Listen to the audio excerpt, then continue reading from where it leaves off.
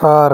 एक बार नानक जी ने घोड़े के व्यापार से मिले पैसों को साधु सेवा में लगा दिया। जब उनके पिता ने इस बारे में पूछा तो नानक जी ने जवाब दिया कि यह सच्चा व्यापार है।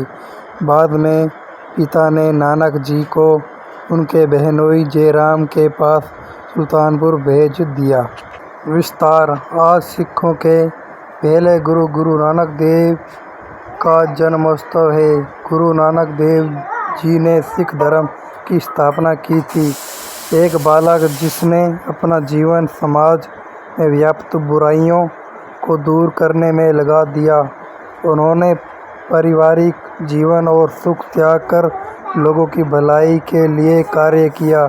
कई लंबी यात्राएं की और गुरु नानक देव की जयंती को प्रकाश पर्व के रूप में मनाया जाता है।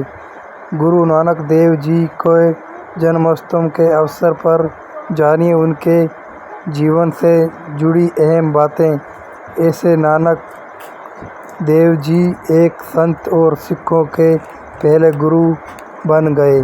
कार्तिक पूर्णिमा के दिन रावी नदी के किनारे स्थित तलवंडी नामक गांव में एक क्षेत्रीय कुल में जन्मे नानक का विवाह बटाला की रहने वाली एक लड़की सुलखनी से हुआ।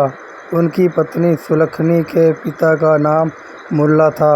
28 वर्ष की आयु में नानक जी का पुत्र हुआ जिसका नाम श्रीचंद रखा गया। वहीं 31 वर्ष की आयु में नानक जी के दूसरे बेटे लक्ष्मीदास अथवा लक्ष्मीचंद पैदा हुए। शुरुआत में गुरु नानक के पिता उन्हें कृषि व्यापार में शामिल करना चाहते थे, लेकिन उनके सारे प्रयास असफल रहे। एक बार नानक जी ने घोड़े के व्यापार से मिले पैसों को साधु सेवा में लगा दिया। जब उनके पिता ने इस बारे में पूछा तो नानक जी ने जवाब दिया कि यह सच्चा व्यापार है। बाद में पिता ने नानक जी को उनके बहनोई जयराम के पास सुल्तानपुर भेज दिया। बहनोई के प्रयासों से नानक जी को सुल्तानपुर के गवर्नर दौलत खां के यहाँ काम पर रख लिया गया। नानक जी बहुत ईमानदारी से काम करते थे।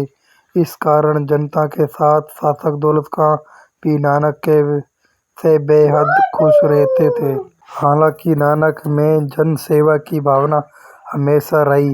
वे जो भी आय अर्जित करते उसका एक बड़ा हिस्सा गरीबों और साधुओं को दान कर देते।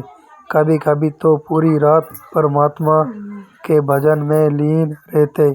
बाद में मर्दाना से उनकी मुलाकात हुई जो गुरु नानक के सेवक बन गए और आखिरी समय तक उनके साथ रहे।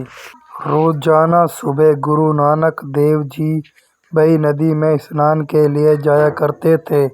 कहा जाता है कि एक रोज जब स्नान के बाद वे जंगल में गए तो एकाएक वन में अंतर्ध्यान हो गए। मान्यता है कि वहाँ उसका परमात्मा है साक्षात्कार हुआ।